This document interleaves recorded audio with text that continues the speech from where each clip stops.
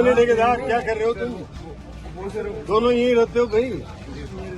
आज में क्रॉसिंग कराई थी केवल यहाँ तक, बाकी सारा कटत से। कहाँ से कट रहे हो? पूरा कहाँ से? देखो सर ये जो साइड में जो हमने बनाई थी ना, जीरो एक भी जगह कटी, मैं इसकी लिखूंगा इसके खिलाफ पेमेंट मत करना इसका।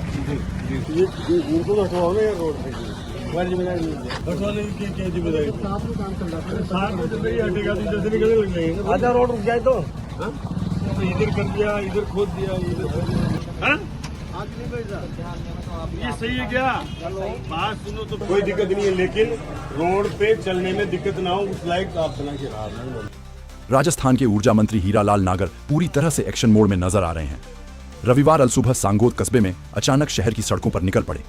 उन्होंने न सिर्फ विकास कार्यों का जायजा लिया, बल्कि काम में कोताही दिखने पर ठेकेदार का पेमेंट रोकने के सख्त निर्देश भी दे दिए। शनिवार रात सांगोद रुके ऊर्जा मंत्री हीरालाल नागर तड़के ही औचक निरीक्षण पर निकल पड़े।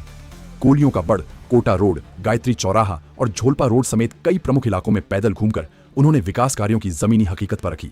शहर में चल रहे नाली निर्माण, सड़क मरम्मत और अंडरग्राउंड बिजली लाइनों के काम का मुआयना करते हुए मंत्री जी की नजर निर्माण सामग्री पर पड़ी। गुणवत्ता में लापरवाही की आशंका होते ही उन्होंने अधिकारियों को सख्त निर्देश दिए। मंत्री नागर ने स्पष्ट कहा कि निर्माण सामग्री की तुरंत लैब में जांच कराई जाए और तब तक के लिए संबंधित ठेकेदार का पेमेंट रोक दिया जाए। उन्होंने अधिकारियों को चेतावनी देते हुए कहा कि गुणवत्ता के साथ कोई समझौता बर्दाश्त नहीं होगा।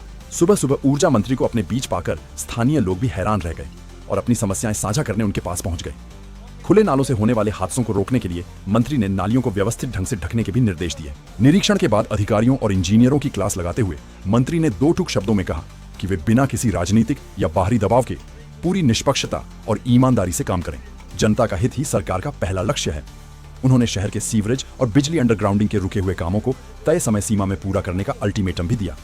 देखिए, सांगोद में जो हमारा यहाँ सीवरेज का काम चल रहा है मुख्य रूप से, उसका निरीक्षण किया है। उसके साथ साथ अगर कोई सीसी नाली के निर्माण भी हो रहे हैं तो उनके लिए भी कहीं कोई मैंने देखा कि एक जगह जो निर्माण चल रहा था उसमें सही से सामग्री उपयोग नहीं की जा रही थी, तो उसको तोड़वा करके दोबारा बनवाने के लिए कहा है। आगे से इस तरह की पुनरावृत्ति नहीं हो उसके निर्देश दिए हैं। और सीवरेज हमारा सिस्टम से डले, वहाँ पर ठीक से रोड रेस्टोरेशन हो जाए, बढ़िया से हो, असुविधा नहीं हो आम जन को। उसकी वजह से कोई यूटिलिटी के पाइपलाइन वगैरह है, दूसरी कोई केबल आ रही है, टूटने में कोई आ रही है, तो उसको तुरंत रिपेयर किया जाए ताकि कोई भी आम जन को उसकी वजह से आवागमन भी बाधित ना हो। इसके निर्देश दिए गए। जहाँ जहाँ भी अगर वो सही से रिपेयर नहीं हो रहा है तो जल्दी रिपेयर करें और उसका रोड का काम जल्दी प्रारंभ करें। इन सब चीज़ों के निर्देश दिए हैं।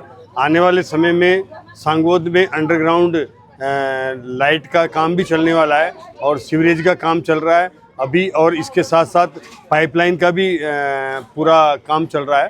तो ये सब काम जो चल रहे हैं उसकी वजह से ठीक से काम हो जाए, इनकी देखभाल हो जाए, और कार्यकर्ताओं की अगर कोई समस्या है, आम जन का कोई सुझाव है, तो उसको भी ले रहे हैं कि कैसे सांगोद को एक बेहतर और स्मार्ट सिटी बनाया जाए, ताकि सांगोद में आने वालों को ये लगे कि एक बेहतर सिटी है, ताकि यहाँ की लाइट अंडरग्राउंड हो जाए, यहाँ की पानी की पर्याप्त उपलब्धता हो जाए, सीवरेज ठीक हो जाए, ताकि यहाँ की नालियों वगैरह में जो कीचड़ की समस्या रहती है उससे मुक्ति हो जाए। सर, विकास के जो निर्माण कार्य चल रहे हैं इसमें अधिकारियों की मॉनिटरिंग नहीं है और जो अनायोजित तरीके से खादी की जाती है, वह काम पूर्ण होने के बाद में सही से रिपेयरिंग नहीं की जाती, तो गलियाँ खुदी पड़ी है और लोगों को परेशानी हो रही है, धूल मिट्टी। देखिए, उसके वजह से कोई, मैंने कहा है कि पाइपलाइन का भी काम चल रहा है, सीवरेज लाइन का भी काम चल रहा है।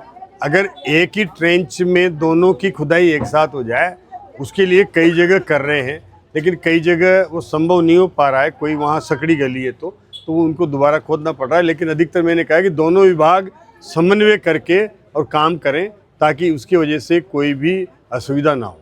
सर, सांगोद अस्पताल में सोनोग्राफी की सुविधा भी लोगों को नहीं मिल पा रही पिछले 2 साल से, और प्रयास। देखिए, सोनोग्राफी की वजह से के लिए यहाँ पर पहले भी मैंने मेरे विधायक कोष से लगभग 8 से 10 लाख रुपए दे करके और सोनोग्राफी मशीन लगाई थी। उस समय सुविधा भी चालू हुई थी, लेकिन उसके बाद उस मशीन का मॉडल पुराना हो गया है। अभी नई मशीन आएगी और उसके साथ साथ उसके लिए फिर पर्याप्त टेक्नीशियन भी चाहिए, और वो उसके लिए हम भर्ती कर रहे हैं। नए डॉक्टर्स की भर्ती निकाली गई है।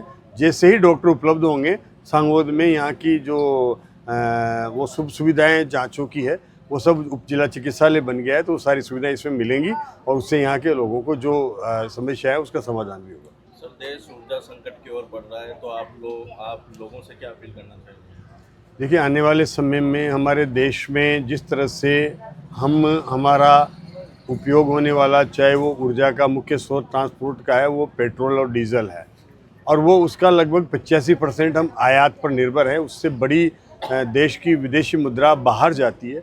और हमारे देश के प्रधानमंत्री जी ने सभी को सुझाव दिया है कि हमारा पेट्रोल डीजल की हम थोड़ा थोड़ा समन्वय बरतते हुए अनुपयोगी खर्च करते हैं, उसमें कहीं न कहीं हम किफ़ायत के साथ खर्चा करें तो लगभग 10 से 15% हम बचत कर सकते हैं। और उसके अलावा आने वाला समय और बेहतर कैसे हो, इसके लिए हमें ईवी की टेक्नोलॉजी जो आ रही है, वो इलेक्ट्रिक वाहन का उपयोग करना पड़ेगा, और इलेक्ट्रिक वाहन का उपयोग करेंगे तो उसके लिए आवश्यक है कि बिजली की खपत बढ़ेगी।